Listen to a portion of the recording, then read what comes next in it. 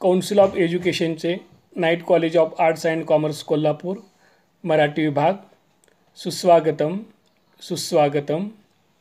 मी doctor Arun Shinde, Marathi विभाग प्रमुख. बी ए भाग 2 सत्र 3मध्ये प्रवेशित आपणा सर्व विद्यार्थ्यांचं मनःपूर्वक स्वागत. मराठी विषयामध्ये अभ्यासपत्रिका क्रमांक 4साठीच्या अभ्यासक्रमाचा परिचय आपण करून घेत आहोत. काव्यगंध हे पाठ्यपुस्तक शिवाजी विद्यापीठानं अभ्यासक्रमासाठी तयार केलेलं आहे. आपण या पाठ्यपुस्तकाचं मुखपृष्ठ आणि मलपृष्ठ स्क्रीनवर पाहिलं. याशिवाय मराठी भाषिक कौशल्ये हे उपयोजित मराठीवर एक पाठ्यपुस्तक विद्यापीठानं तयार केलेलं आहे. हे दोन्हीही पुस्तकं शिवाजी विद्यापीठामध्ये विक्रीसाठी उपलब्ध आहेत. आता आपण प्रत्यक्षात या अभ्यासपत्रिकेच्या अभ्यासक्रमाचा परिचय करून घेऊया. विद्याशाखी विशेष गाभा DSc C2 अभ्यासपत्रिका क्रमांक 4 पाठ्यपुस्तक काव्यगंध आणि मराठी भाषिक कौशल्ये. अभ्यासक्रमाची उद्दिष्टे याप्रमाणे: 1. मराठी काव्य परंपरा व प्रवाहांची ओळख करून घेणे. 2. मराठी काव्यातून प्रकट होणारे माणूस आणि समाज यातील परस्पर संबंध शोधणे. 3. कवितेच्या कलात्मक आकृतिबंधाचे मोल अभ्यासणे. 4. काव्यप्रवाहानुरूप काव्यलेखनाचे विशेष अभ्यासणे. 5. प्रात्यक्षिकाद्वारे काव्यलेखन कौशल्ये रुजवणे. अभ्यासक्रमासाठी निर्धारित केलेली ही 5 उद्दिष्टे अत्यंत महत्त्वाची आहेत. या उद्दिष्टांच्या पूर्तीसाठी पाठ्यक्रम तयार केलेला असतो. उद्दिष्ट केंद्रस्थानी ठेवून अध्ययन अध्यापन प्रक्रिया होणं अपेक्षित आहे. आता या उद्दिष्टांच्या अनुषंगानं जे घटक अभ्यासक्रमासाठी निर्धारित केलेले आहेत त्याचा आपण परिचय करून घेऊ. काव्यगंध या नावाचं एक पुस्तक शिवाजी विद्यापीठाच्या मराठी अभ्यास मंडळानं प्रकाशित केलेलं आहे. या पाठ्यपुस्तकामध्ये मराठीतील नामवंत कवींच्या निवडक कवितांचं संपादन केलेलं आहे. मुख्यतः यातल्या कविता निवडत असताना आशयसूत्रानुसार त्यांचं वर्गीकरण केलेलं आहे. म्हणजे सामाजिक, प्रेमविषयक, श्रमविषयक, महानगरीय जाणिवेच्या कविता, वंचितांच्या कविता, कृषी जाणिवेच्या कविता अशा प्रकारे कवितांचं वर्गीकरण करून त्या प्रकारच्या कविता लिहिणाऱ्या कवींच्या निवडक कविता या पाठ्यपुस्तकामध्ये संपादित केलेल्या आहेत. एकूण 4 विभागामध्ये या अभ्यासक्रमाची रचना केलेली आहे. विभाग पहिला मॉड्यूल 1मध्ये सामाजिक जाणिवेच्या कविता आहेत. त्यामध्ये केशवसूत यांच्या 5 कवितांची निवड केलेली आहे. त्या कविता अशा: अंत्यजाच्या मुलाचा पहिला प्रश्न, नवा शिपाई, तुतारी, मजुरावर उपासमारीची पाळी आणि गोफण केली छान या केशवसूतांच्या सामाजिक जाणिवेच्या 5 कवितांचा अभ्यास आपण करणार आहोत. याच विभागामध्ये प्रेमविषयक जाणिवेच्या कविताही आपण अभ्यासणार आहोत. वसंत बापट यांच्या फुंकर, जपावयाला शिकली होतीस, आज अचानक, नाजूक रुपडे आणि विस्मृती या 5 प्रेमविषयक कविता आपण अभ्यासणार आहोत. विभाग 2 मॉड्यूल 2मध्ये नारायण सुर्वे यांच्या श्रमविषयक जाणिवेच्या कवितांचा आपण अभ्यास करणार आहोत. यामध्ये 2 दिवस, माझी आई, गिरणीची लावणी, पोस्टर आणि नेहरू गेले त्यावेळची गोष्ट या कविता अभ्यासणार आहोत. याच विभागामध्ये वसंत आबाजी डहाके यांच्या महानगरीय जाणिवांच्या कवितांचे अध्ययन करणार आहोत.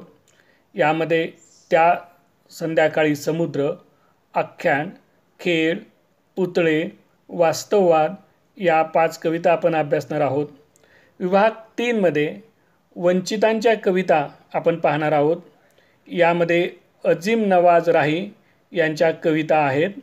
त्यांच्या दुष्काळ काही संदर्भ, जातीय दंगल, 12 भानगडींची 13 वळणे, सुरक्षेची हमी देणारा कळपवाद, मोडतुडीतून डागडुजीची भाषा शिकताना आणि मोहल्ला, पक्षी आणि कातरवेळ या 5 कविता आपण अभ्यासणार आहोत. कल्पना दुधाळ यांच्या कृषीविषयक जाणीवांच्या पुढील कविता आपण अभ्यासणार आहोत. 1. बाय आणि गाय. 2. झुलत्या फांदीला. 3. घोषणा. 4. खस्ता आणि 5. धग असतेच आसपास. या 5 कविता कल्पना दुधाळ यांच्या कृषीविषयक जाणीवेच्या आपण अभ्यासणार आहोत. पहिल्या 3 विभागामध्ये या कवितांचा अभ्यास केल्यानंतर 4थ्या विभागामध्ये उपयोजित मराठीमध्ये काव्यनिर्मितीची प्रक्रिया आपण समजून घेणार आहोत. सुरुवातीला मराठीतल्या नामवंत कवींच्या विविध जाणीवांच्या कविता अभ्यासानंतर प्रत्यक्षात काव्यनिर्मिती प्रक्रिया होते कशी, आपण कविता कशी लिहायला शिकूया, या संदर्भात अभ्यास आपण करणार आहोत. यामध्ये प्रसंगावर आधारित, घटनेवर आधारित, चित्रावर आधारित आणि अनुभवावर आधारित कविता कशी लिहावी या संदर्भातलं अध्ययन आपण करणार आहोत. अशा पद्धतीनं 4 घटकामध्ये हा अभ्यासक्रम अंतर्भूत केलेला आहे. यामध्ये जो विभाग 4था आहे, उपयोजित मराठी काव्यनिर्मिती प्रक्रिया, याची माहिती शिवाजी विद्यापीठानं प्रकाशित केलेलं जे मराठी भाषिक कौशल्य हे पुस्तक आहे, या पुस्तकामध्ये हे विभाग 4चा घटक लिहिलेला आहे. यामध्ये प्रत्येक विभागाला 4 श्रेयांक आणि अशा प्रकारे प्रत्येक विभागामध्ये 1 श्रेयांक, अशा प्रकारे 4 विभागाचे 4 श्रेयांक आपल्याला आहेत आणि एकूण प्रत्येक विभागासाठी 15 तासिका, याप्रमाणे 60 तासिकामध्ये हा आपण अभ्यासक्रम पाहणार आहोत. यासाठी जे संदर्भ ग्रंथ आहेत त्यांची यादी इथं स्क्रीनवर तुम्हाला दिसते.